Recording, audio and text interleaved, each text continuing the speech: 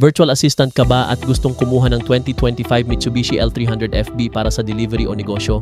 Narito ang totoong dahilan kung bakit madalas ma-reject sa mga bangko ang mga kagaya mo at paano ito mabibigyan ng solusyon.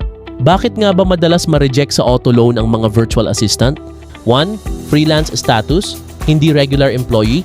Ang mga bangko ay mas kampante sa mga regular na empleyado na may Certificate of Employment at payslip. Bilang virtual assistant, kadalasan ay project-based ay walang employer na maibibigay sa verification. 2. Walang income tax return o kaya ay business registration.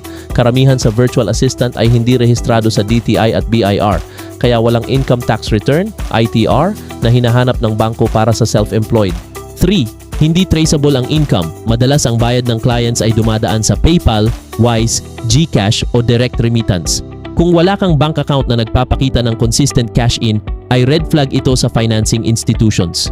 4. Kulang sa supporting documents. Hindi sapat ang screenshots ng payments o email confirmation ng client. Ang mga bangko ay gusto ng official documents gaya ng contract, ITR at bank statement. Narito ang pinakamainam na solusyon upang ma-approve ang virtual assistant sa auto loan. Magpa-DTI at BIR registration bilang sole proprietor, VA services, makakakuha ka ng TIN at ITR 1701 at dahil dito ay makikita ang annual income na pangunahing pagbabasehan sa credit evaluation. Gamitin ang bank account para sa client payments. Iwasan ang GCash lang.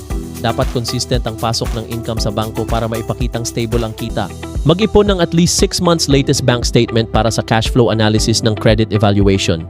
Ito ang pinaka-concrete proof ng capacity to pay kahit freelance ka.